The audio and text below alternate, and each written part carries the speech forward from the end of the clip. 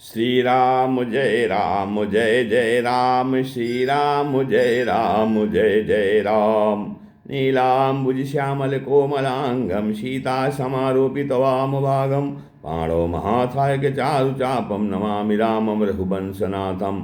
ओम श्री सीतारामचंद्राभ्याम नमः, मामेश्वराभ्याम नमः। ओम से एकादशी दक्षिणेश्वर धाम सरकार ते नमः।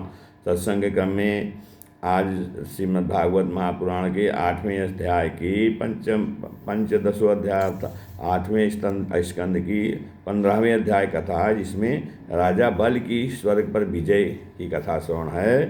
राजा परीक्षित पूछते हैं कि सुखदेव जी से कि बले हे पदत्रयं भूमि कस्माद्धरि रचाररायाचत भूत्वेश्वरः कृपण वल्लभबद्धार्थो अपि बबन्धतम् एतद्वेदितुमिच्छामो महत्कौतूहलं हि नः यज्ञेश्वरस्य पूर्णस्य बन्धनं चाप्य नागमः नागसः। राजा परीक्षित पूछा, भगवान श्री हरि स्वयं ही सबके स्वामी हैं, फिर उन्होंने दीनहीन की भांति राजा बल से 3 पग पृथ्वी क्यों मांगी तथा जो कुछ वे चाहते थे वह मिल जाने पर भी उन्होंने बलि को बांधा क्यों।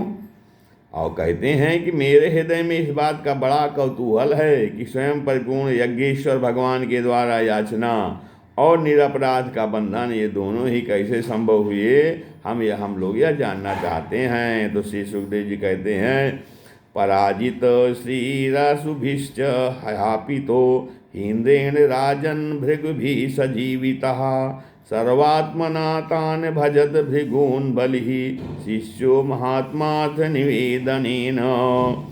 तो श्री सुखदेव कहते हैं, परीक्षित जब इंद्र ने बलि को पराजित करके उनकी संपत्ति छीन ली और उनके प्राण भी ले लिए, तब भृगुनंदन शुक्राचार्य ने उन्हें अपनी संजीवनी विद्या से जीवित कर दिया। इस पर शुक्राचार्य जी के शिष्य महात्मा बल ने अपना सर्वस्व उनके चरणों पर चढ़ा दिया और वे तन मन से गुरु जी के साथ ही समस्त भृगुवंशी ब्राह्मणों की सेवा करने लगे। इससे प्रभावशाली भृगुवंशी ब्राह्मण उन पर बहुत प्रसन्न हुए।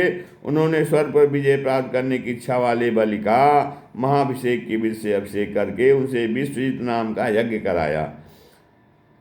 यज्ञ की विधि से हविष्यों के द्वारा जब अग्नि देवता की पूजा की गई, तब यज्ञ कुंड में से सोने की चादर से मढ़ा हुआ एक बड़ा सुंदर रथ निकला। फिर इंद्र के घोड़ों जैसे हरे रंग के घोड़े और सिंह के चिन्ह से युक्त रथ पर लगाने की ध्वजा निकली।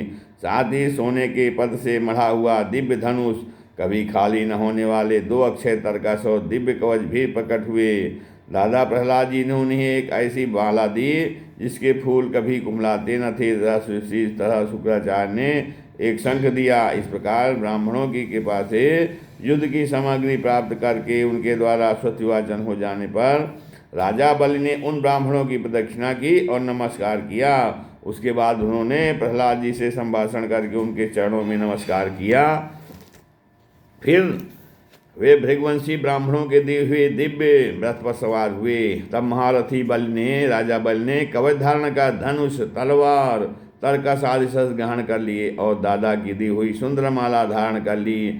तब उनकी बड़ी शोभा हुई और उनकी भुजाओं में सोने के बाजूबंद, कानों में मकराकृति कुंडल जगमगा रहे थे। उनके कारण रथ पर बैठे हुए ऐसे सुशोभित हो रहे थे मानो अग्निकुंड में अग्नि प्रज्वलित हो रही हो। उनके साथ उन्हीं के समान ऐश्वर्य, बल और विभूति वाले दैत्य सेनापति अपनी अपनी सेना लेकर ही चले। ऐसा जान पड़ता था मानो वे आकाश को पी जाएंगे और अपने क्रोध भरे प्रज्वलित नेत्रों से समस्त दिशाओं को, क्षितिज को भस्म कर डालेंगे। राजा बल ने इस बहुत बड़ी आसुरी सेना को लेकर उसका युद्ध के ढंग से संचालन किया तथा आकाश और अंतरिक्ष को कंपाते हुए सकल ऐश्वर्यों से परिपूर्ण इंद्रपुरी अमरावती पर चढ़ाई की। फिर देवताओं की राजधानी अमरावती बड़े सुंदर सुंदर नंदनवन आदि उद्यान और उपवन हैं। उन उद्यानों और उपवन में पक्षियों के जोड़े चहकते रहते हैं, मधुलोभी और मतवाले होकर गुनगुनाते रहते हैं। लाल लाल नए नए पत्तों, फलों और पुष्पों से कल वृक्षों की शाखाएँ लदी रहती हैं। वहाँ के सरोवर में हंस, सारस, चकवे और बतखों की भीड़ लगी रहती है। उन्हीं में देवताओं के द्वारा सम्मानित देवांगनाएं जल क्रीड़ा करती रहती हैं। ज्योतिर्मय आकाश गंगा ने खाई की भांति अमरावती को चारों ओर से घेर रखा है। उसके चारों ओर बहुत ऊंचा नीचा यह परकोटा बना हुआ है, जिसमें स्थान स्थान पर बड़ी बड़ी अट्टारियाँ बनी हुई हैं। सोने के किवाड़ द्वार द्वार पर लगे हुए हैं और स्फटिकमणि के गोपुर नगर के बाहरी फाटक हैं। इसमें अलग अलग बड़े बड़े राजमार्ग हैं। स्वयं विश्वकर्मा ने ही उस पुरी का निर्माण किया है। फिर कहते हैं सभा के स्थान खेल के चबूतरे और रथ चलने के बड़े बड़े मार्गों से वह शोभायमान है। 10 करोड़ विमान उसमें सर्वदा विद्यमान रहते हैं और मढ़ियों के बड़े बड़े चौराहे एवं हीरे और मूंगे की बेदियाँ बनी हुई हैं। वहाँ की स्त्रियाँ सर्वदा 16 वर्ष की सी रहती हैं। उनका यौवन और सौंदर्य स्थिर रहता है। वे निर्मल वस्त्र पहनकर अपने रूप की छटा से इस प्रकार दीप्यमान होती हैं जैसे अपनी ज्वालाओं से अग्नि। कहते हैं देवांगनाओं के जूड़े से गिरे हुए नवीन सौगंधिक पुष्पों की सुगंध लेकर वहाँ के मार्गों में मंद मंद हवा चलती रहती है। सुनहली खिड़कियों में से अगर की सुगंध से युक्त सफ़ेद धुआं निकल कर वहाँ के मार्गों को ढक दिया करता है। उसी मार्ग से देवांगनाएँ आती जाती हैं और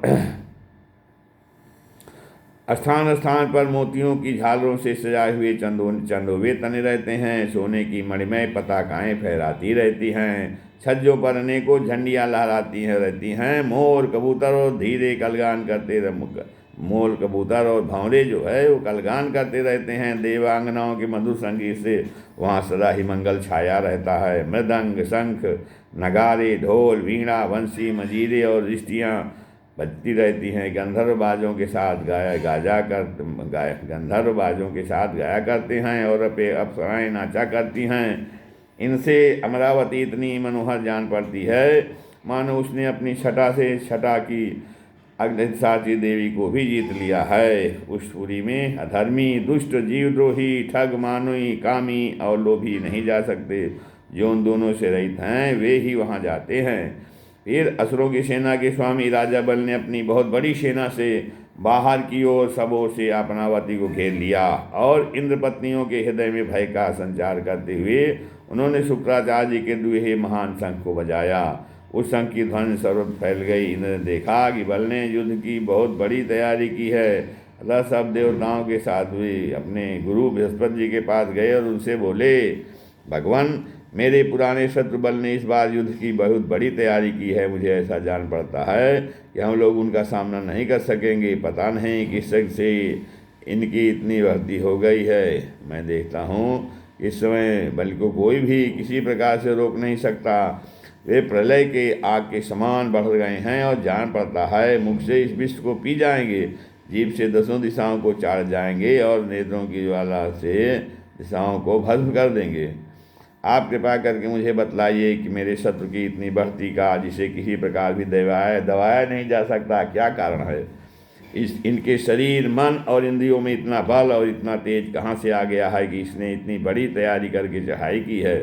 अब देवगुरु बृहस्पति ने कहा, जाना भी भगवं क्षत्रो नृन्नतेरस्य कारणम शिष्यो योपभृतम तेजो भिग्भिर्ब्रह्मवाद भी। इंद्र मैं तुम्हारे शत्रु बल की उन्नति का कारण जानता हूँ। ब्रह्मवादी भृगवंशियों ने अपने शिष्य बलि को महान तेज देकर शक्तियों का खजाना बना दिया है। सर्वशक्तिमान भगवान को छोड़कर तुम या तुम्हारे जैसा और कोई भी बल के सामने उसी प्रकार नहीं ठहर सकता जैसे काल के सामने प्राणी।